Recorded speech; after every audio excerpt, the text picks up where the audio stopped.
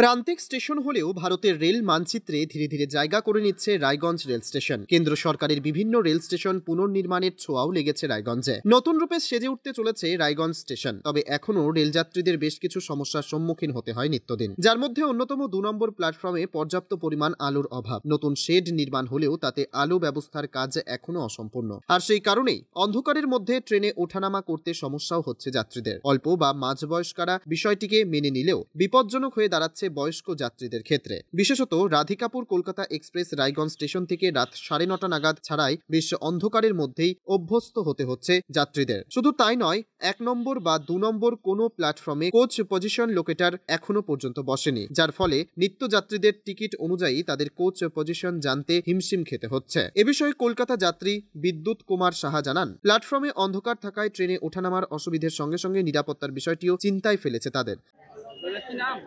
বিদ্যুৎ কুমার সাহা, বাড়ি দেবীনগর, কলকাতায় যাচ্ছে।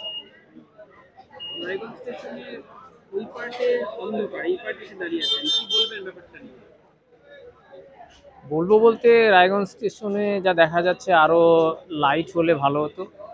জায়গায় জায়গায় বেশ অন্ধকার দেখা যাচ্ছে এবং যাত্রীরা এতে মনে হচ্ছে স্বাচ্ছন্দ্য বোধ করছে না। লাইটের ব্যবস্থা হলে আরো ভালো হয় এবং আরো বসার জায়গা আরো যদি কিছু করা যায়, অনেক বয়স্ক যাত্রীরা ঘুরে বেড়াচ্ছে বা বসার জায়গা পাচ্ছে না, তাহলে ওনাদের একটু ভালো হয়। অন্ধকারের জন্য কি কোনো চিন্তা ভয় করছে? হ্যাঁ, বর্তমানে তো রায়গঞ্জ শহরে বেশ কিছু চিন্তাই হয়ে গেল, হয়তো আরো চিন্তায় আগামীতে হতে পারে। তার জন্য রেল কর্তৃপক্ষকে উদ্যোগ নিলে ভালো হয়।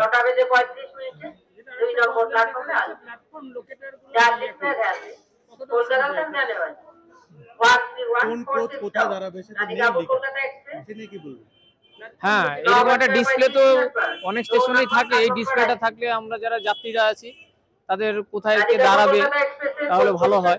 এটা অবশ্যই করা উচিত। এটা একটা 1 নম্বর 2 নম্বর দুটোতেই দেওয়া উচিত।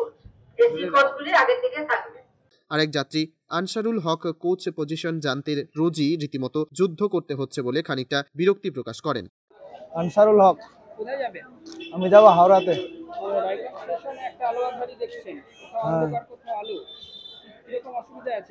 অসুবিধা হচ্ছে, মাঝখানটায় আলো, ওদিকে আলো নাই, এদিকে আলো নাই, মানে অসুবিধা হচ্ছে একটু। মানে কোথায় দাঁড়াবো, এই ডিসপ্লেটা নিয়ে বেশি সমস্যা।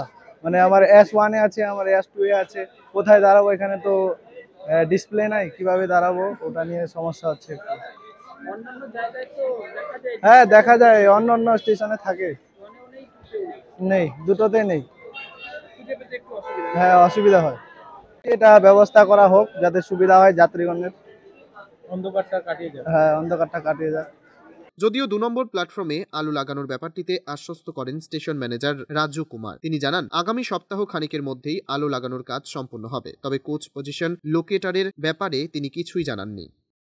जो रायगंज 1 नंबर और 2 नंबर प्लेटफॉर्म में काम चल रहा है, वह इलेक्ट्रिफिकेशन का जो काम चल रहा है, कितने दिन में खत्म होने का चांसेस है?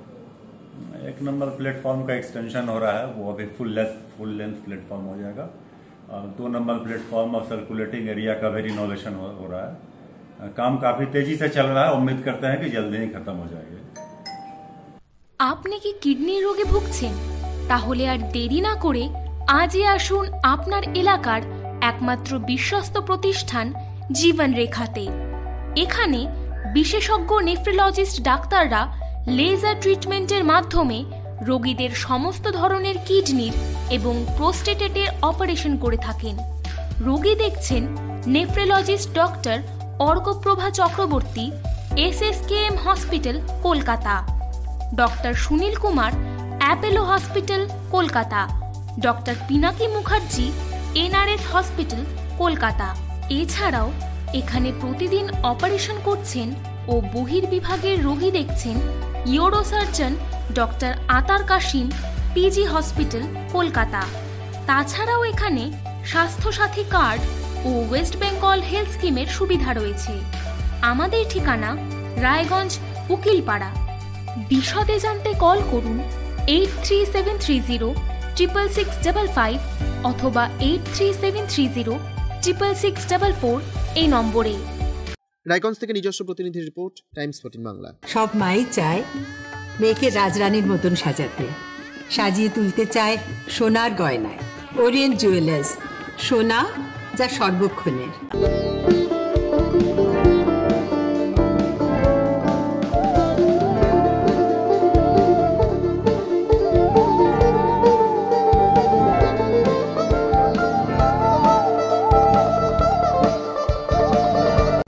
আপনি কি চাকরি পরীক্ষার্থী? চাকরি পরীক্ষার বই খুঁজছেন? তাহলে আজই চলে আসুন সৌরভ বুক অ্যান্ড ম্যাগাজিন সেন্টারে। এখানে BSc, WBCS, bank, rail, ICDS, nursing, ANM এবং জিএনএম সহ কেন্দ্রীয় ও রাজ্য সরকারের সকল চাকরির পরীক্ষার বই ও ম্যাগাজিন পাওয়া যায়। আমাদের ঠিকানা ঘড়িমোড়, মোহনবাটি, রায়গঞ্জ। বিস্তারিত